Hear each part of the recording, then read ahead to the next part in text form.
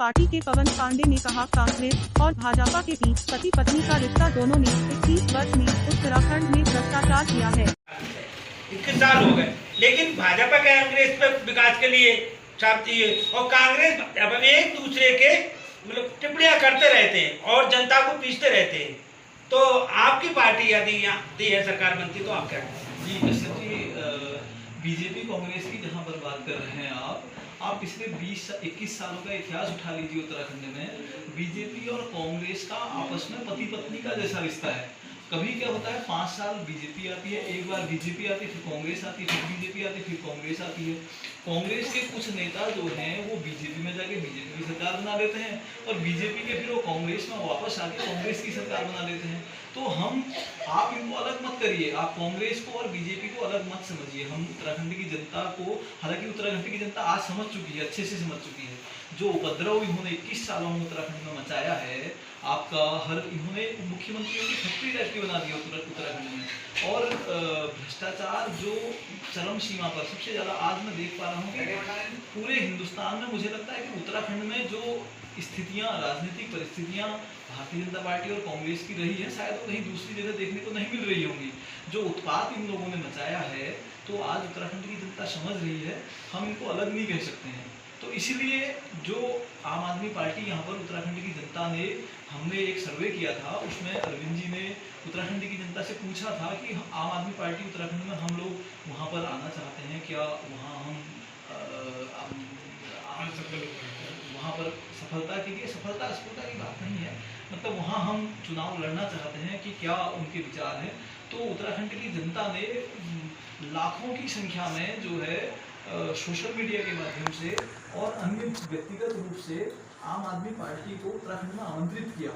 बाकायदा आप पिछले एक साल पहले का सर्वे उठा के देखेंगे तो लाखों की संख्या में। हाँ, ये चर्चाएं मैंने भी सुनी थी और देखा भी था जी। तो इसलिए आज जो है हम तीसरा विकल्प नहीं कह रहे हैं, हम ये कह रहे हैं कि अब विकल्प ही यही है। उत्तराखंड की जनता के सामने जो दिल्ली में कार्य हुए हैं, उत्तराखंड की जनता के सामने विकल्प ही आम आदमी पार्टी है। तो इसलिए हम लोग यहाँ पर हम लोग प्रयास नहीं कर रहे हैं, हम जनता तक पहुँचने, क्योंकि थोड़ी जनता तक पहुँचना बहुत ज़रूरी होता है, उन तक चीज़ों को पहुँचाना ज़रूरी होता है।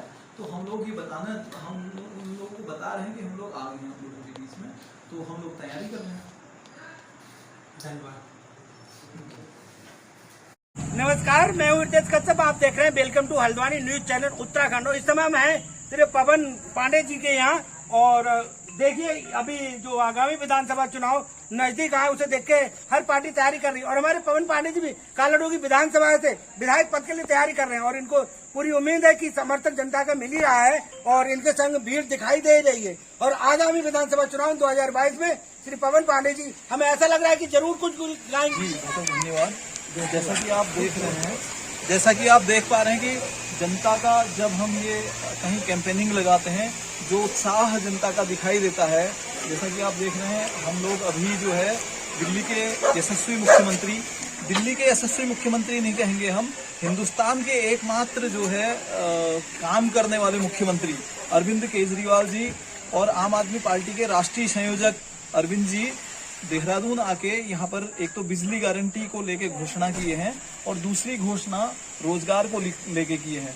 रोजगार गारंटी योजना में अरविंद जी ने हल्द्वानी में आके एक घोषणा करी है, उत्तराखंड वासियों को 2022 में जब हम यहाँ पर सरकार बनाएंगे उसके बाद हर घर में रोजगार देंगे, हर घर में एक व्यक्ति को रोजगार से जरूर जोड़ा जाएगा। और दूसरी गारंटी ये दे रखी है कि हर घर में जिसको रोजगार नहीं, जो रोजगार को पा सकेगा उसको 5,000 रुपया महीना भत्ता दिया जाएगा। और तीसरी रोजगार की जो गारंटी दे रखी है वो ये दे रखी है, उत्तराखंड में आप देख पा रहे हैं जैसे कि सिटकुल बना, बीजेपी वाले यहाँ पर पिछले 21 साल से बीजेपी कांग्रेस वाले उत्तराखंड में राज कर रहे हैं। आप देख पा रहे हैं कि उत्तराखंड में जिस प्रकार से बाहरी लोगों को, मतलब उत्तराखंड मूल के बाहर के जो लोग हैं, उत्तराखंड के लोगों को रोजगार की समस्या जो रहती है, उसके लिए आम आदमी पार्टी सरकार ने ये गारंटी दे रखी है, उत्तराखंड में जब हम सरकार बनाएंगे 80% उत्तराखंड वासियों को हम रोजगार उत्तराखंडियों को देंगे, 80% उनके लिए आरक्षण रहेगा रोजगार का।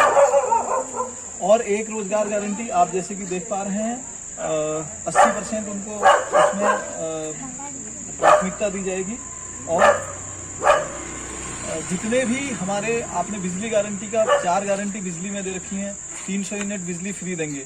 जैसा कि दिल्ली में आम आदमी पार्टी ने पूरा देश के सामने पिछले 6 सालों में दिखा रखा है, बिजली और पानी 200 यूनिट वहां पर फ्री दी जाती है, पानी वहां पर फ्री दिया जाता है। तो एक प्रकार से पूरे देश के सामने एक मॉडल दिल्ली सरकार ने दे रखा है। वही हम उत्तराखंड में, हम लोग आम आदमी पार्टी सरकार उत्तराखंड में करना चाहती है। 300 यूनिट बिजली फ्री देगी। 24 घंटे जो बिजली का कट रहता है, 24 घंटे बिजली यहाँ पर उत्तराखंड वासियों को मिलेगी। अच्छा, उत्तराखंड में बिजली पैदा होती है, दिल्ली में फ्री मिलती है। तो ये जो फ्री का जुमला जो ये लोग कहते हैं, तो इन लोगों को हम ये बता देना चाह रहे हैं, उत्तराखंड में जो बीजेपी कांग्रेस ने पिछले 21 सालों में जो भ्रष्टाचार की जिस चरम सीमा को पार कर लिया है, उस भ्रष्टाचार को अगर हम 10% से या 20% तक भी उसमें लगाम पाने में हम तो पहले उसमें 100% भ्रष्टाचार को खत्म करने के लिए, आप देखिए दिल्ली में भ्रष्टाचार पर बहुत हद तक लगाम लगा हुआ है, लेकिन हम यहाँ पर 20% भी भ्रष्टाचार को अगर उस पर लगाम लगा देंगे, हम बिजली, पानी, स्वास्थ्य, शिक्षा उत्तराखंड की जनता को बहुत आराम से फ्री दे सकते हैं। तो 24 घंटे बिजली हम यहाँ पर उपलब्ध करवाएंगे उत्तराखंड वासियों को। और उसके अलावा बिजली की जो तीसरी गारंटी दे रखी है, किसानों को, उत्तराखंड में जितने भी हमारे किसान भाई लोग हैं, उन किसानों को बिजली मुफ्त मिलेगी। मैं लाइन से किसानों को बीच दिया, गाड़ी से दबा दिया, जबकि वो कृषि मंत्री थे। कृषि मंत्री के बेटा ने लाइन से किसानों को दबा दिया। अब देखिए आम आदमी पार्टी की सोच, आप कह रहे हैं कि बिजली फ्री मिलेगी। देखिए भाई साहब, हम तो काम करना जानते हैं, हम काम की राजनीति जानते हैं।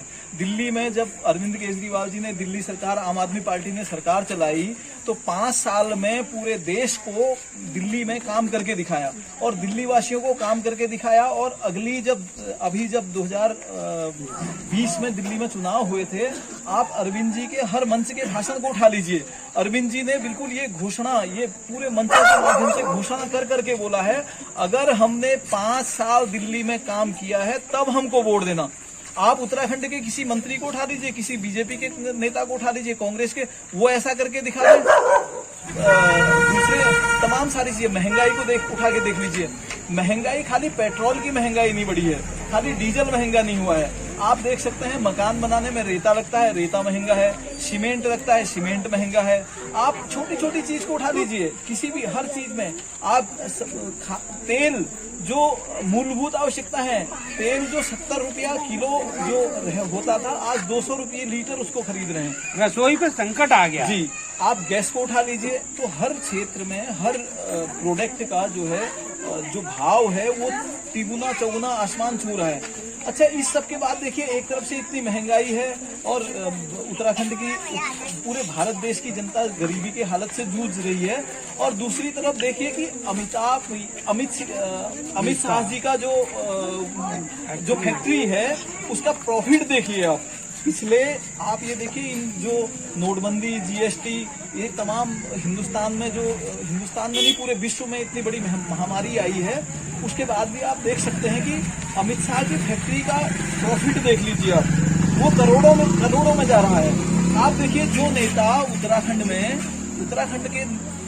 के नहीं, पूरे देश के भारतीय जनता पार्टी और कांग्रेस के नेताओं को उठा के देख लीजिए, जो ये इस समय शाम के टाइम में जो कहीं थैलियां बेचा करते थे, थैलियां अपने बैगों में रख के थैलियां बांटा करते थे, जो कहीं 6,000 रुपए की, 7,000 रुपए की, 10,000 रुपए की नौकरी किया करते थे, आप उनका जो है आज उनका वो देख लीजिए, उनकी प्रॉपर्टियां देख लीजिए, करोड़ों की प्रॉपर्टियां जो इकट्ठी कर रखी हैं, कहां से इकट्ठी हो रही है भाई साहब?